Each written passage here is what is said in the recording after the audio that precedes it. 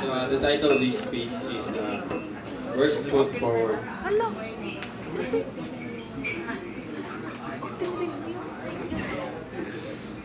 Okay, most relationships, they start off with a high and a low.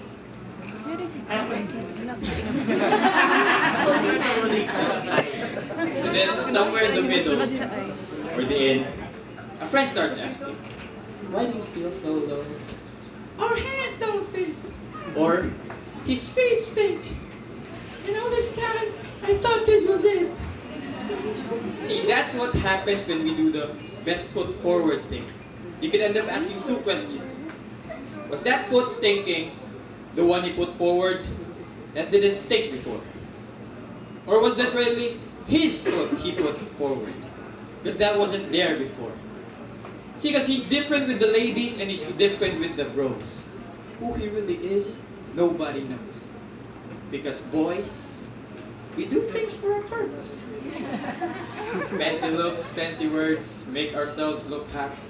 So that at night, you can get that one chick thing.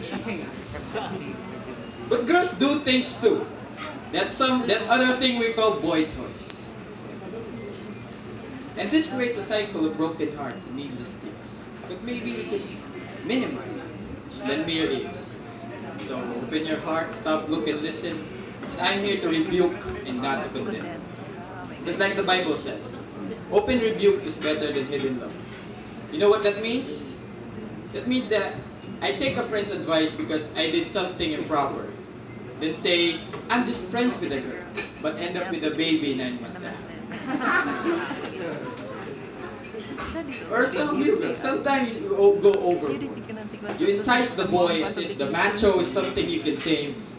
But you wake up the next morning as if he's the only one to blame. And you go to your girlfriend as if you're the damsel in distress. Well, he wakes up confused. I thought she loved her distress. She was just drunk that night, bro. Or some of you guys.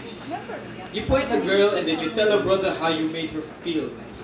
Please stop that, bro. Pass this pass. Don't kiss her. And then,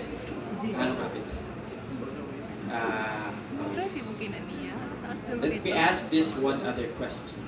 I understand how words leave girls with butterflies, but if you just leave girls, they will bother with the lies. I mean, even though what you told her could be true, and what you're feeling could be new, but love ain't no verbal proposition. If you think love is a feeling, then you're standing on a delusion. You put yourself in confusion. Because let me remind you, love is our Creator's composition.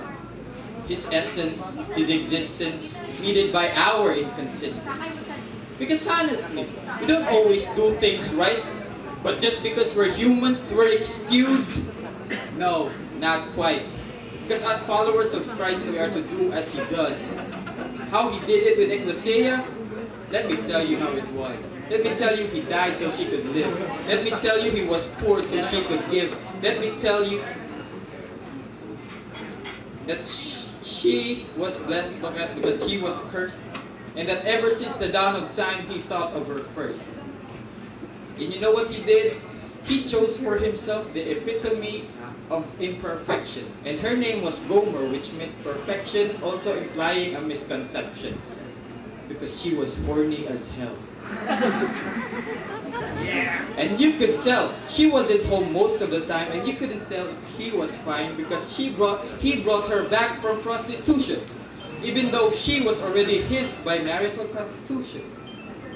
Yeah, he loved this prostitute, but to him there was no substitute. I don't know what this might constitute, stupid or wise. I don't give a hoot, because he loves her so much. And man, what a perfect example. Now let me tell you what I've learned by quoting a verse from the Bible. 1 Peter 4:8. Love covers a multitude of sins. That it covers up the blemishes. It doesn't make comparisons. Appreciates imperfections. Made perfect in the weakness. Weakness made just perfect. Just because he's consistently inconsistent doesn't mean there's no chance for him.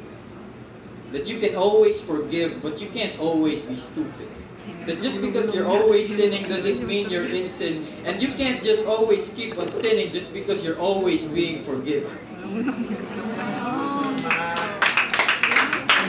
Because love, it compels you to not sin. Don't be like the fool who thinks himself wise and never, ever even try to measure maturity. Because each one of us has their own story. And me, you can choose to ignore me as if feet don't stink. Besides, in the end, I'm just here to make you think. Open it with me.